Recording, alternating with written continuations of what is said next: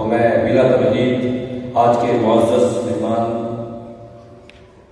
جو مانا منڈی سے تشریف لائے ہیں حضرت مولانا مفتی محمد سلطان جمیل صاحب، میں ان کی خدمت گزارش کروں گا کہ وہ مائک پہ تشریف لائیں اور قرآن کے مقتضا اور ضرورت فی المعاشرہ باقی جیسے اس کا دن کا جی چاہے ہمیں مستفید فرمائیں۔ تشریف لاتے ہیں حضرت مولانا مفتی سلطان جمیل صاحب۔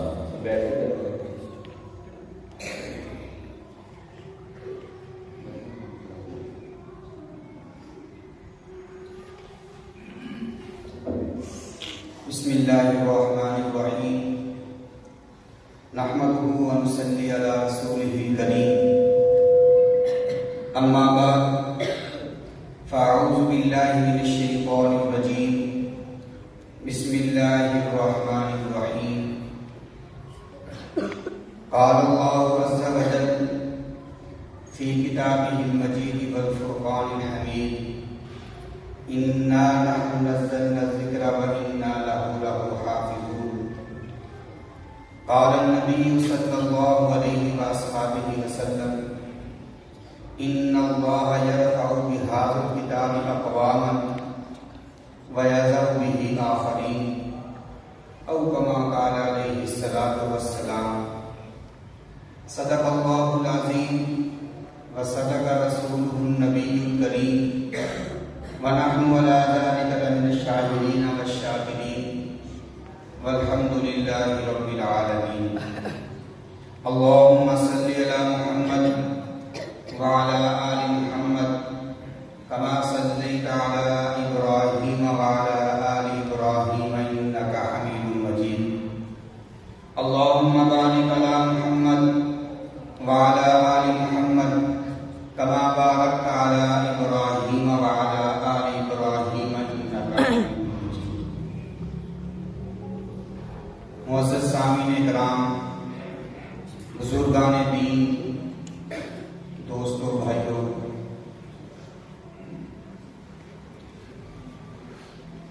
اللہ تعالیٰ نے ہمارے آقا محمد مصطفیٰ صلی اللہ علیہ وسلم پر کتنے معجزات نازل فرمائے، کتنے معجزات عطا فرمائے۔ ایک کتاب ہے جس کا نام ہے خصائص کبریٰ، اس کا مصنف لکھنے والا لکھتا ہے کہ جو میں اپنے علم سے احاطہ کر سکا، میری گنتی میں آ سکے، اللہ کے نبی کریم صلی اللہ علیہ وسلم پر اللہ نے 10,000 معجزات عطا فرمائے۔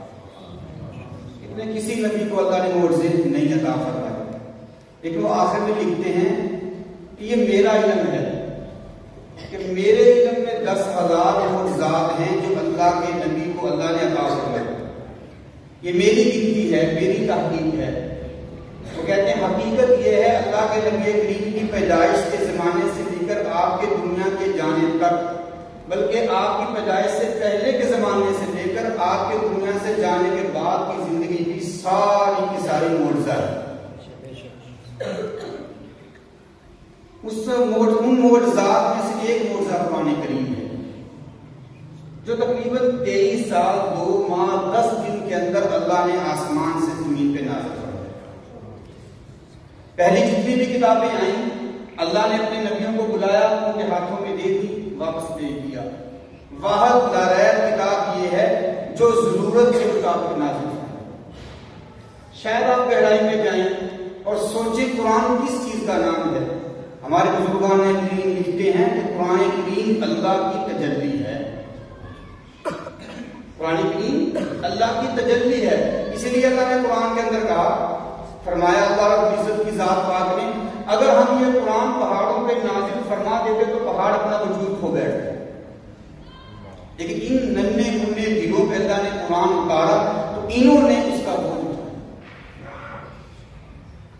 یہ قرآن اللہ کا ایسا معجزہ ہے کہ اس جیسا کوئی معجزہ نہیں۔ 10,000 معجزات گن لیں، 20,000 معجزات گن لیں، ہماری آنکھوں نے نہ اللہ کے نبی کی ذات کا دیدار کیا اور سوائے قرآن کے اللہ کے نبی کے کسی معجزے کا دیدار نہیں کیا۔ صرف یہ واحد کتاب قرآن ہے کہ اس کا ہم نے دیدار کیا، پڑھ رہے ہیں، لکھ رہے ہیں۔ اور یہ کتنی بڑی کتاب ہے. کہتے ہیں حضرت امام احمد بن حنبل رحمۃ اللہ علیہ رحمۃ واسعہ، یہ وہ شخصیت ہیں جن کو اللہ رب العزت نے اپنا دیدار 100 مرتبہ کروایا. 100 مرتبہ امام احمد بن حنبل رحمۃ اللہ علیہ کو اللہ کا دیدار ہوا. کسی پوچھنے والے نے پوچھا حضرت یہ کس وجہ سے اللہ کا دیدار آپ کو ہوتا ہے، یا اللہ تعالیٰ اپنا دیدار کرواتے ہیں؟ فرمایا میں نے اللہ سے سوال کیا تھا، میں نے بھی یہ سوال اللہ رب العزت کی بارگاہ اقدس کے اندر کیا کہ اے اللہ تعالیٰ آپ مجھے دیدار کروا رہے ہیں، 100 مرتبہ دیدار ہوا، کیوں؟ کون سا میرا عمل آپ کو پسند ہے؟ فرمایا امام احمد بن حنبل کو اللہ نے جو جواب دیا، فرمایا امام صاحب یا احمد بن حنبل جو بھی اللہ نے فرمایا آپ کو 99 مرتبہ اللہ نے اس لیے زیادت کروائی کہ آپ قرآن کریم کی تلاوت کریں. کہتے قیامت کا دن ہوگا، روز محشر ہوگا، اللہ تعالیٰ اپنے دونوں بازو کھول دیں گے. اللہ کے بازو کتنے بڑے ہیں کسی عالم نے کچھ نہیں لکھا.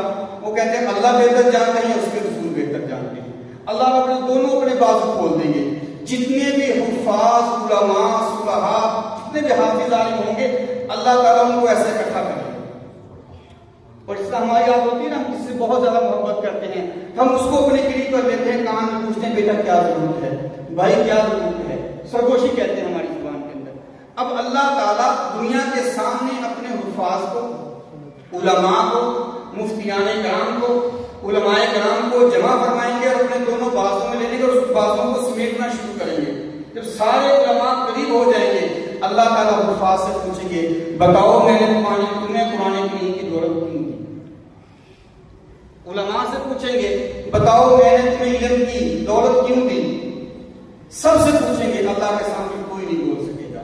اللہ فرمائیں گے میں نے تمہیں حفظ اس لیے نہیں کروایا تھا، میں نے تمہیں علم اس لیے نہیں دیا تھا کہ تمہیں جہنم کے اندر جائیں. میں نے تمہیں علم اس لیے دیا تھا کہ تمہیں ساری ترقیاں اللہ تعالیٰ عطا فرمائے. اللہ فرمائیں گے جاؤ تم سب کے لیے جنت واجب ہو چکی.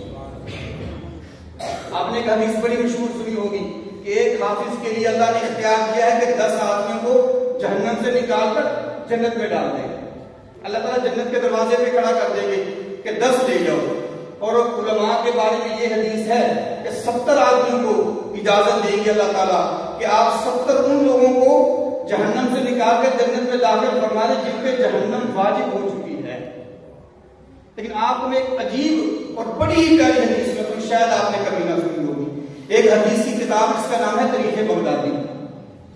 اس کتاب کے اندر یہ لکھا ہے کہ یہ بھی حدیث ہے، لیکن کہتے ہیں ایک یہ بھی اللہ کے نبی کی حدیث ہے کہ اللہ تعالیٰ حافظ اور عالم کو جنت کے دروازے پہ کھڑا کر دیں گے اور اللہ تعالیٰ فرمائیں گے جتنے تیرا دل چاہتا ہے جتنے مرضی افراد کو جنت سے نکال کے جنت میں داخل کر. نہ 10 کی قید ہے نہ 70 کی قید ہے، اللہ تعالیٰ دروازے ہی کھول دیں گے. اور کیوں نہ کھولے، آج ہر آدمی گارنٹی کے پیچھے بھاگ رہا ہے. کوئی پنجاب کالج میں اپنے بچے کو پڑھا رہا ہے، اس کو گارنٹی ملتی ہے کہ آپ کا بچہ پڑھے گا اور اچھی نوکری میں چلے جائے گا. کوئی نمل یونیورسٹی میں پڑھ رہا ہے، کوئی فلاں یونیورسٹی میں پڑھ رہا ہے، سب کو یہ گارنٹی دی جاتی ہے کہ آئیں ہماری یونیورسٹی میں آئیں، ہمارے کالج میں آئیں، ہمارے اسکول میں آئیں، آپ کے بچے کا فیوچر بڑا ہی بڑا ہے، بہت ہی آپ کا بچہ پڑھ کے آگے جائے گا. اب مسجد میں کھڑا ہوں، اب میں آپ کو گارنٹی دیتا ہوں، میں اس مسجد میں ہمارا جو سا کلچر ہے نا، ہمارا کلچر جیب و غریب ہے، جتنا مرضی آدمی جھوٹا ہو مسجد میں جانے کے لیے داخل ہونے کے لیے تیار نہیں ہوگا. جھوٹی قسم نہیں کھاتے. کیوں جی؟ مسجد میں جائیں گے اللہ کا عذاب آ جائے گا. قسم نہیں کھاتے مسجد کے اندر. میں اس بڑی مجلس کے اندر مسجد میں قسم کھا کر کہتا ہوں کہ آپ کی بخشش کا ذریعہ نہیں ہوگا یہ آپ سے قرآن ہوگا. میں قسم کھا کے گارنٹی دے رہا ہوں، 1000% نہیں، کروڑ فیصد نہیں، اربوں فیصد گارنٹی دیتا ہوں کہ انشاءاللہ تعالی یہ بچے 100 کو نہیں لاکھوں لوگوں کو جنت سے نکال کر جنت میں داخل کریں. میں یہاں اللہ کے گھر میں کھڑے ہو کر قسم دینے کے لیے تیار ہوں کہ جن جن بچوں نے ان کی تربیت کی، ان کا ساتھ دیا، اللہ تعالیٰ دنیا میں بھی ان کا بھلا کریں اور آخرت میں بھی ان کا بھلا کریں. ایک صحابی اللہ کے نبی کی خدمت میں حاضر ہوا، یا رسول اللہ میرا ایک چھوٹا بھائی ہے، سارا دن آپ کی حدیثیں پڑھتا رہتا ہے، میں سارا دن کماتا ہوں، جانور بھی چلاتا ہوں، پتہ نہیں کیا ظلم بھی فرض تیار کی. پیارے نبی کریم صلی اللہ علیہ وسلم کی خدمت میں پیش کر دیا. یا رسول اللہ وہ سارا دن فارغ رہتا ہے اور میں سارا دن کام کرتا ہوں. تو اللہ کے نبی کریم صلی اللہ علیہ وسلم نے جو فرمایا آپ کی زبان سے نکلا وَأَنْتُمْ تُرْزَقُونَ بِضُعَفَائِكُمْ, تمہیں جو رزق مل رہا ہے وہ اس اپنے تمہارے چھوٹے بھائی کے صدقے مل رہا ہے. آج ہے نا ہمارے ذہن میں کہ یہ فارغ ہیں ہم کام کر رہے ہیں, یہ ایسے ہیں ہم ایسے کام کر رہے ہیں. نہیں, ایک بہت بڑے اللہ کے ولی, پرانا واقعہ ہے, کہتے لاہور تشریف لائے, سارا دن لاہور پھرا, تو جو میزبان جو ان کے پاس ٹھہرے کہنے لگے تمہارا لاہور کس کے سر پہ کھڑا ہے؟ جتنی فحاشی, جتنی ادانی, جتنی بددینی ہے, اس کو تو غرق ہونا چاہیے تھا, اس پہ تو اللہ کا عذاب آ جانا چاہیے. تو اللہ کے عذاب آئے ہیں.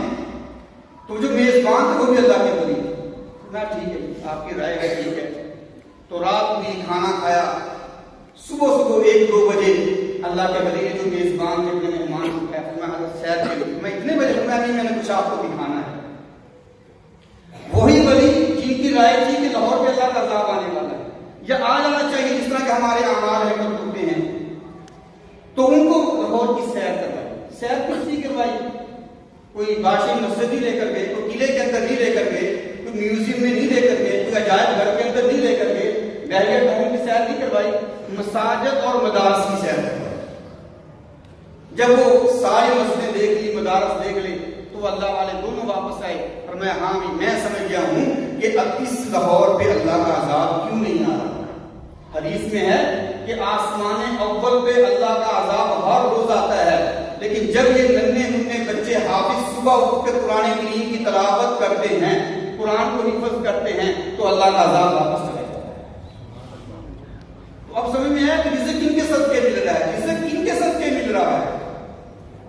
تو میرے بزرگوں دوست بھائی, میں نے اللہ کے نبی کریم صلی اللہ علیہ وسلم کی حدیث سنا, اس میں اللہ تعالیٰ نے فرمایا, اللہ کے نبی اللہ کا قول نقل فرما رہے ہیں کہ اللہ تعالیٰ اس قرآن کے صدقے, اس قرآن کی وجہ سے کئی قوموں کو بہت ترقی دی, اور جن جن قوموں نے اس قرآن کو جوڑا اللہ نے متضرر کر دیا.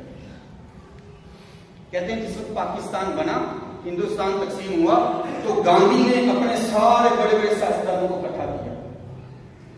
تو اس نے کہا کہ میں کس کی مثال دوں کہ ہندوستان ترقی کر جائے, میں کس کی مثال آپ کے سامنے رکھوں کہ میں آپ کے سامنے اسوہ حسنہ بناؤں, معیار رکھوں. فرمایا میں نے بڑی تاریخ کا مطالعہ کیا, مجھے 2 شخصیات ایسی نظر آئیں کہ جن کا میں حوالہ دے سکتا ہوں جو دنیا کے کامیاب ترین لوگ ہیں. اس نے کہا ایک عمر فاروق, دوسرے حضرت ابوبکر صدیق. اگر تم ان 2 شخصیتوں کی پیروی کرو گے تمہارا ہندوستان دن دگنی رات چگنی ترقی کر جائے گا.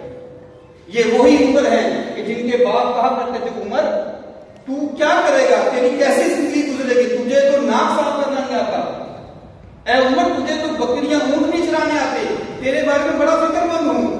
لیکن یہی عمر رضی اللہ تعالیٰ عنہ تھے کہ جنہوں نے قرآن کو اپنایا, جنہوں نے قرآن کے ساتھ اپنے آپ کو منسلک کیا, جنہوں نے قرآن ہی کو سب کچھ سمجھ لیا. پھر یہی وہ عمر فاروق رضی اللہ تعالیٰ عنہ ہیں کہ جن کے فیصلے آج انگریز عدالتوں میں بھی چلتے ہیں, قرآن کے ساتھ جڑ لیا. اور مصعب بن عمیر رضی اللہ تعالیٰ عنہ وہ صحابی رسول ہیں, کہتے ہیں مدینے کے اندر 2 شخصیتیں ایسی گزری ہیں کہ جن کی خوشبو گھنٹوں رہتی تھی, لوگ گھنٹوں بعد بتاتے تھے کہ اس گلی سے وہ گزر گئے ہیں. ایک ہے ہمارے آقا محمد مصطفیٰ صلی اللہ علیہ وسلم کہ جن کی خوشبو جسم سے اتنی پیاری نکلتی تھی, کہتے جس گلی سے پیارے نبی گزر جاتے تھے گھنٹوں آپ کی خوشبو بارہ گلی کے اندر مہکتی رہتی تھی. اور دوسرے صحابی حضرت مصعب بن عمیر رضی اللہ تعالیٰ عنہ, یہ وہ صحابی جو ایک وقت کے اندر لاکھوں روپے کی خوشبو لگاتے تھے, لیکن جب اللہ کے نبی کا کلمہ پڑھا تو والدہ نے, خاندان والوں نے آپ کے جسم کے کپڑے بھی چھین لیے. جب یہ احد کے اندر شہید ہوئے تو کہتے ہیں کفن نصیب نہیں ہوا, اتنا کفن تھا. بخاری شریف کی روایت ہے اگر چہرے پہ ڈالتے تھے تو پاؤں ننگے ہو جاتے تھے, اگر پاؤں پہ ڈالتے تو چہرہ ننگا ہو جاتا تھا. اب میرا آپ سے یہ سوال ہے کیا مصعب بن عمیر کامیاب تھے یا ناکام؟ دنیا کے کامیاب ترین لوگ حضرت صحابہ کرام ہیں, اور ان کی بہت بڑی خوبی تھی. ایک کتاب لکھنے والا کہتا ہے مجھے آج تک سمجھ نہیں آئی تھی کہ اللہ نے صحابہ کو اتنا اونچا مقام کیوں عطا فرمایا, صحابہ کو اتنا اونچا مقام کیوں فرمایا کہ دنیا کے اندر اللہ کے نبی کریم نے فرمایا کہ وَكُلٌّ وَعَدَ اللَّهُ الْحُسْنَىٰ, یہ سارے وہ شخصیات ہیں جن کے لیے اللہ نے جنت کا وعدہ کر دیا تھا, سارے جنتی. تو صحابہ کے بارے میں اللہ نے اتنی کھلی تقریر فرمائی، اتنا بیان دیا، والد میں بڑا حیران تھا کہ اللہ نے اتنا اونچا مقام صحابہ کو کیوں عطا فرمایا۔ میں نے بڑی کتابیں تلاش کی، بڑی تفاسیر تلاش کی، مجھے اس کا جواب نہیں ملا۔ کسی تجسس کے اندر کے اندر میں سو گیا تو میں کیا دیکھتا ہوں، اللہ کے نبی کریم صلی اللہ علیہ وسلم کی گاڑی میں سفر کر رہے ہیں، گاڑی لمبی چوڑی تھی، کچھ صحابہ کرام بھی سفر کر رہے تھے، پیچھے کچھ ولی اللہ کے عام بندے، نیک بندے، ساری ہر قسم کی سواری تھی اس کے اندر۔ تو کہتے کیا ہوا کہ سفر پہاڑی تھا، تو ایسے گاڑی چلنا شروع ہوئی۔ جن حضرات نے پہاڑی سفر کیا ہے تو سفر بڑا خطرناک ہوتا ہے، ایک ایسا وقت آیا کہ گاڑی میں پیچھے چلنا شروع کر دیا۔ تو اللہ کے نبی کریم صلی اللہ علیہ وسلم حکم دیا کہ گاڑی کو روکو۔ کہتے ہمارے جیسے جتنے بھی لوگ ہم جلدی ہم نے چھلانگیں لگائی اور ہم نے پتھر تلاش کرنا شروع کر دیے کہ اللہ کے نبی کریم کے جسم مبارک کو خراش نہ پہنچے، آپ کو تکلیف نہ پہنچے، ہم گاڑی کو روکتے ہیں۔ کہتے جب ہم پتھر تلاش کر کے آئے تو مجھے وہ سوال کا جواب مل گیا کہ اللہ کے نبی کریم کے صحابہ کو اللہ نے اتنا مقام کیوں عطا فرمایا۔ 22 لاکھ مربع میل پہ حکومت ایسے نہیں پھیلی، 62 لاکھ مربع میل پہ حضرت معاویہ رضی اللہ تعالیٰ حکومت ایسے نہیں کی۔ کہ مجھے جواب مل گیا کہ صحابہ کو اللہ نے اتنا اونچا مقام کیوں عطا فرمایا۔ ہم پتھر تلاش کرنے لگے لیکن اللہ کے نبی کی گاڑی پیچھے نہ چلی جائے، وہ جتنے صحابہ کرام تھے انہوں نے اپنے سر گاڑی کے ٹائر میں چلائے۔ ہم پتھر تلاش کرتے رہے اور صحابہ نے اپنے سر گاڑی کے ٹائر کے پیچھے رکھ دیے کہ گاڑی پیچھے نہ جائے، ہماری جان جاتی ہے تو جائے، اللہ کے نبی کریم کے جسم پہ خراش۔ آج ہم جتنے مسلمان ہیں میرے بزرگوں، قرآن سے ہمارا عشق ہے، محبت ہے، لیکن میں کسی پہ فکر نہیں کرنا چاہتا۔ کیا ہمارا قرآن پہ عمل بھی ہے؟ کیا ہمارا قرآن سے لینا دینا بھی ہے؟ ایک بہت بڑے بزرگ گزرے ہیں، مشکات شریف جلد اول میں یہ واقعہ نقل کیا گیا ہے، بڑے اللہ کے ولی محدث چوٹی کے، اس دور میں ہزاروں شگرد ان کے حدیث کے تھے۔ آج کل تو 1000 پہلے بندہ آ جاتا ہے نا، اس وقت لاکھوں میں دنیا تھی، 1000 بندہ اکٹھا کرنا ناممکن سی بات تھی۔ ان کے اس وقت ہزاروں شگرد حدیث کے تھے، انہوں نے حدیث پڑھانا شروع کی، کتاب الایمان، کتاب الصلاۃ، کتاب الزکوٰۃ، ساری حدیثیں پڑھائیں۔ جب کتاب ختم کرنے لگے تو ایک شگرد کھڑا ہو گیا، اس نے کہا استاد جی آپ نے جو حدیثیں پڑھائی ہیں آپس میں ٹکراتی ہیں۔ اللہ کے نبی سچ فرماتے ہیں لیکن حدیثیں آپس میں ٹکرا رہی ہیں، کیسے ٹکرا رہی ہیں؟ فرمایا آپ نے حدیث پڑھائی تھی، من قال لا الہ الا اللہ فدخل الجنہ، لا الہ الا اللہ مفتاح الجنہ، کہ جس نے بھی لا الہ الا اللہ پڑھ لیا جنت میں چلا جائے گا۔ جس طرح کہ آج ہم سب مسلمانوں کا پکا عقیدہ ہے، کسی کو کہیں نماز پڑھ لو تو وہ کہتے ہیں جنت کس کے لیے ہے؟ ہمارے لیے۔ بڑے مٹھائی کے ساتھ واضح سفید لفظوں میں جواب دیتا ہے کہ نماز نہیں پڑھیں گے جنت ہمارے لیے۔ کسی کو کہے نا یار تمہارے اوپر حج فرض ہے، اور اللہ کے نبی نے فرمایا جو آدمی حج نہیں کرتا، اللہ کے نبی فرماتے ہیں کہ مجھے پرواہ نہیں جو آدمی یہودی ہو کے مر جائے، ایسا ہی ہو کہ محمد مصطفیٰ کو کوئی پرواہ نہیں۔ اللہ کے نبی نے فرمایا جو آدمی زکات نہیں دیتا، جو آدمی زکات نہیں دیتا، یہی زکات کا مال قیامت والے دن اس کے گلے میں سانپ بن کے آ جائے گا۔ ایسے سامنے حدیث کے اندر اللہ کے نبی نے بیان واضح فرمایا، یہاں اس کے منہ پہ سانپ ہوگا، ایسے گلے میں لپٹ کے ایسے یہاں سے اس کو کھانا شروع کر دیا۔ اللہ کے نبی کریم نے فرمایا کہ جو آدمی روزہ نہیں رکھتا، کوئی ضرورت نہیں، فلا یقربن مصلانا، اسے کوئی ضرورت نہیں کہ عیدگاہ کے اندر آ کر عید پڑھے، مسلمان کہلوانے کا مستحق نہیں۔ تو ساری حدیثیں آپ نے لگائیں، ایک طرف اللہ کے نبی کی حدیث یہ ہے کہ لا الہ الا اللہ پڑھ کے جنت میں چلے جائیں گے، اور لا الہ الا اللہ جنت کی کنجی ہے، اور دوسری طرف آپ کہتے ہیں نماز نہ پڑھنے، ایک نماز چھوڑنے اس کی وجہ سے 2,88,00,000 سال جہنم میں رہنا پڑے گا۔ تو استاد جی آپ کی حدیثیں ٹکراتی ہیں آپس میں، یہ ہمارے آج کے دور کا مسئلہ ہے۔ آج ہمیں پتہ نہیں کس نے بتا دیا ہے کہ کلمہ پڑھ لیا نماز کی ضرورت نہیں، کلمہ پڑھ لیا زکات کی ضرورت نہیں، کلمہ پڑھ لیا داڑھی رکھنے کی ضرورت نہیں، کلمہ پڑھ لیا لباس نبی جیسا ہو یا نہ کوئی فرق نہیں پڑتا ہے۔ ہماری شادیاں، خوشیاں، غمیاں، ہمارے بچوں کی تربیت، ہمارے بچوں کی تعلیم اللہ کے نبی کے مطابق نہیں ہے، لیکن کلمہ پڑھ لیا ہے اور کلمہ پڑھنے سے جنت میں چلے جائیں گے، ہمیں ایک سبق دے دیا گیا ہے، ہمارے ذہن میں یہ بات بٹھا دی گئی ہے کہ مسلمان جنت میں جائے گا۔ لیکن میرے بزرگوں دوست بھائیوں، یہاں قرآن بھی پڑھا ہے، پھر حدیث کی کتابیں بھی پڑھی، ایک قرآن کی آیت دکھائیں کہ اللہ کے نبی کی ایک حدیث دکھا دیں کہ جس میں یہ لکھا ہو کہ نماز نہ پڑھو تو پھر بھی جنت میں چلے جاؤ، کوئی ایک حدیث نہیں پڑھے۔ مل سکتی ہے. کوئی ایک قرآن کی آیت نہیں پڑھتا. دل دل جنت الذی اورثتموها بما کنتم تعملون. جو تم کرتے ہو اس کی وجہ سے تمہاری جنت و جہنم ملے گی. تو استاد کی حدیث سے آپس میں ٹکراتی ہے. آپ نے کہا تھا لا الہ الا اللہ جنت کی کنجی ہے. اس کا بھی مسئلہ حل کر دیتے ہیں. ایک تالا لگا ہوا تھا. استاد نے کہا مجھے یہ تالا کھول کے دکھاؤ. چابی دے دی اپنے پاس.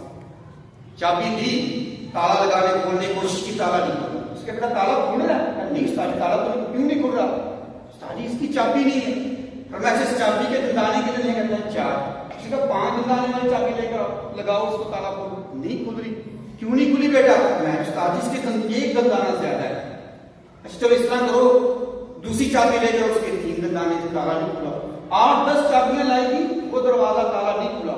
تو استاد نے بیٹے سے پوچھا, شگیر سے, بیٹا کیوں نہیں تالا کھل رہا؟ اس نے کہا استاد جی جب تک اس کی چابی, جتنے اس کے دندانے بنائے گئے ہیں اتنے دندانے والی چابی نہیں آئے گی دروازہ نہیں کھلے گا. تو اس نے کہا, استاد جی نے کہا بیٹا حدیث سمجھ میں نہیں استاد جی میں سمجھاتا ہوں تمہیں. اللہ نے کہا ہے, اللہ کے نبی نے کہا لا الہ جنت کی کنجی ہے. کوئی کنجی مجھے دکھائیں. آپ کے پاس سب کے پاس موٹر سائیکل کی گاڑی ہو, کوئی کنجی صاف ہی ہوتی ہے؟ ہر کنجی کے کچھ دندانے ہوتے ہیں چابی کے. کسی کے 3, کسی کے 4, کسی کے 6 دندانے ہوتے ہیں, رگڑے لگائی ہوتی ہیں. فرمایا وہ دندانے لا الہ الا اللہ جنت کی کنجی ہے, اور جتنے اعمال ہیں اس کنجی کے دندانے ہیں. اگر یہ اعمال والی چابی لے کر آؤ گے تو جنت کا دروازہ کھل جائے گا, اور بغیر عذاب کے, بغیر حساب کے جنت میں چلے جاؤ گے. خدا نماز کے بغیر جنت کا دروازہ اول مرتبہ نہیں کھلنے والا, پہلے جہنم میں حاضر لگے گی. زکات نہ دی پہلے جہنم میں حاضر لگے گی. تو یہاں آ کر ہمارا اس نے شیطان سے پوچھا کہ تم عجیب و غریب بہانے بناتے ہو, لوگوں کو پھسلا دیتے ہو, کسی کو نماز سے, کسی کو زکات سے روکتے, کسی کو شراب پلا دیتے ہو. تمہارے پاس بہت علم ہے ہیلے بہانوں کا. جی اس نے کوئی ایسا بہانہ بتاؤ کہ جو تمہارا کبھی بھی خالی نہ گیا ہو. قرآن سے محبت ہے لیکن شیطان کہے گا آپ بخشے دیں گے, آپ کو قرآن نہیں پڑھنے دیں گے. رمضان آ رہا ہے, شاید ہم دیگے بھی کروا دیں, شاید ہم افطاری بھی کروائیں, شاید ہم سیلفی لے کر وہ ہزاروں سیلفی بھی موبائل پہ ڈال دیں کہ میں نے اتنی خیرات کی ہے, لیکن اسی آدمی سے پوچھے آپ نے روزہ رکھا ہے. تو شیطان سے کسی نے پوچھا کہ تم ہیلے بہانے کے ماہر ہو, کوئی ایسا ہیلا بہانا بتاؤ جو تمہارا کبھی بھی تمہارا بار خالی نہ گیا ہو. جب بھی تم نے کسی کو پھسلایا ہو, جب بھی تم نے کسی کو راہ مستقیم سے ہٹایا ہو, تمہارا وہ وار کامیاب ہو. اس نے کہا ایک میرا وار ہے جو میرا کبھی بھی خالی نہیں جاتا. اس نے کہا وہ کیا ہے؟ اس نے کہا میں بندے کے پاس جاتا ہوں, اس کے دل میں یہ وسوسہ ڈالتا ہوں کہ اللہ غفور الرحیم ہے. کیا اللہ غفور الرحیم ہے. شیطان نے کہا میرا کبھی بھی یہ وار خالی نہیں گیا. میں بندے کہتا ہوں اللہ غفور الرحیم ہے, نماز اللہ معاف کر دے گا, جنت تمہارے لیے. نماز چھوڑ دیتا ہے, زکات نہیں دے رہا, اس کے دل میں خیال ڈالتا ہوں اللہ غفور الرحیم, اللہ معاف کرے گا, زکات معاف. آج ساری امت من حیث المجموع امت ہونے کے لحاظ سے ہمارے اندر یہ وسوسہ پکا بیٹھ چکا ہے کہ اللہ غفور رحیم ہے, اعمال کی کوئی ضرورت نہیں. حالانکہ یہ قرآن حفظ کے لیے نہیں تھا. اٹھائیں قرآن, کہیں ایک جہاں قرآن نے کہا مجھے حفظ کرو. قرآن کا مقصد ہے ہدایت, قرآن کا مقصد ہے شفا, روحوں کی شفا, جسم کی نہیں. آج ہم نے قرآن رکھ لیا نا کہ الحمد 7 مرتبہ پڑھیں, یوٹیوب پہ دیکھ لیں, یہ پڑھو گے وظیفہ مل جائے گا, یہ آیت پڑھو گے تو آپ کی شوگر ختم ہو جائے گی, یہ آیت پڑھو گے تو آپ کا دل کا مسئلہ حل ہو جائے گا. ہوں گے یہ مسئلے بھی, لیکن قرآن نے جو کہا کہ قرآن شفا ہے روحوں میں, قرآن شفا ہے معاملات کے لیے. قرآن کو اپنے کاروبار کے اندر لے کر آئیں, قرآن کو اپنی تعلیم کے اندر لے کر آئیں, قرآن کو اپنے گھروں میں لے کر آئیں, قرآن کو اپنی زندگی کے اندر لے کر آئیں. 24 گھنٹے کی زندگی اگر آپ کے قرآن کے مطابق ہے تو سمجھ لیں آپ نے قرآن کا حق ادا کیا. لیکن آج بڑے فکر کے ساتھ, بڑے دکھ کے ساتھ کہنا پڑتا ہے ہر گھر کے اندر قرآن ہے لیکن کسی گھر میں قرآن پہ عمل نہیں. بڑے دکھ سے کہنا پڑتا ہے ہمارے بچے حافظ بھی بن رہے ہیں, یہی بچے جب ان کو آگے ہم تعلیم نہیں دیں گے, یہی ہمارے بچے داڑیاں بھی کٹوائیں گے, پھر ہم کہیں گے تو آپ لوگ بھی ہمیں کر دیں. کیونکہ ان بچوں کو ہم نے قرآن حفظ کروایا لیکن آگے ان کو ماحول نہیں, انہی بچوں کا ہم نے فیوچر نہیں سوچا. تو قرآن یہاں ختم نہیں ہوتا کہ حفظ کیا ختم ہو گیا, میرے بزرگوں دوستوں بھائی قرآن کے بارے میں کہتے ہیں 2,32,000 تفاسیر دنیا میں لکھی جا چکی ہے، قرآن کا مکمل نہیں ہوا۔ ایک قرآن ہے 2,32,000 تفاسیر پرانے آداب و شمار کے مطابق اس کی لکھ دی گئی ہیں، اور ایک تفسیر کے طلبے نے پڑھا افغانستان میں پڑھی ہے، جو سب سے غریب ملک شمار ہوتا ہے، اس کا نام ہے ہدایت ذات اباجہ۔ ایک قرآن کی 1,00,000 جلدیں لکھی ہوئی ہیں، اور صرف بسم اللہ پہ 100 شرح اس نے لکھی، صرف بسم اللہ کے 5 لفظوں پہ 100 جلدیں اس نے لکھی ہیں۔ حدیث کی 1,16,000 حدیث کی کتابیں لکھی جا چکی ہیں، تفسیر لکھی جا چکی ہیں، شرح لکھی جا چکی ہیں۔ قرآن کا اختتام نہیں ہوا۔ قرآن ایسا معجزہ ہے جو ازل سے ساتھ، شروع سے ساتھ اور آخر تک قرآن کریم میں رہنے والا ہے۔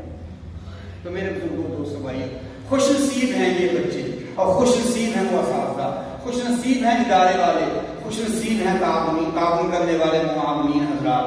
مجھے ہمارے پیر صاحب نے واقعہ سنایا تھا، میں ضرور یہ واقعہ آپ کو سنانا چاہتا ہوں تاکہ آپ کے حوصلے بلند ہو جائیں۔ اس طرح ہمارا یہ ادارہ چل رہا ہے، ہندوستان کا واقعہ ہے، پرانا واقعہ ہے۔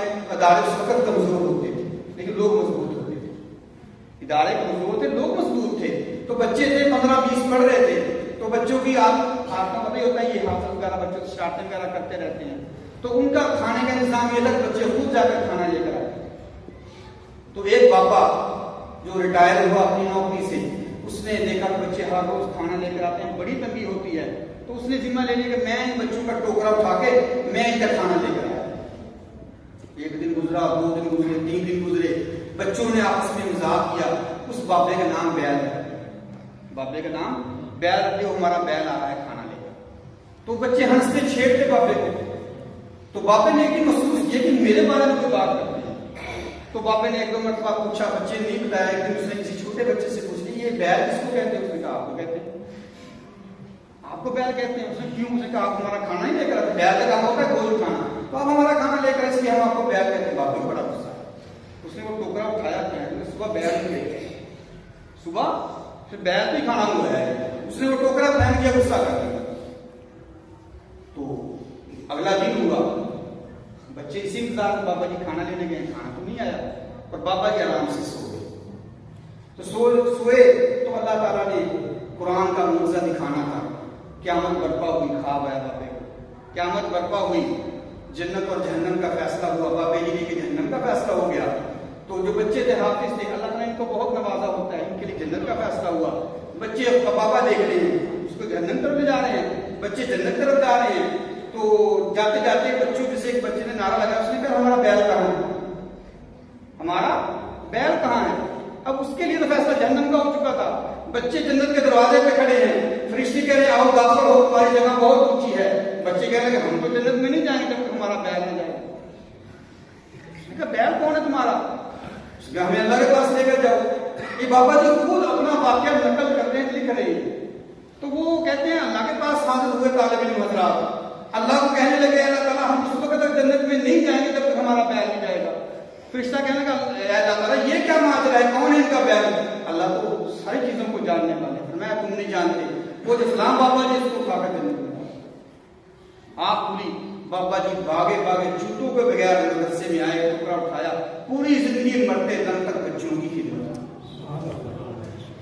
یہ آپ کا حصہ ہے میرے دوستوں بھائی، یہ دنیا زوال کی طرف جا رہی ہے، لیکن قرآن کے ساتھ جڑیں گے تو حضرت عمر کی زندگی دیکھ لیں، حضرت ابوبکر صدیق کی دیکھ لیں، حضرت عثمان غنی کی دیکھ لیں، شیر خدا حیدر کرار مرتضیٰ رضی اللہ تعالیٰ کی زندگیاں دی۔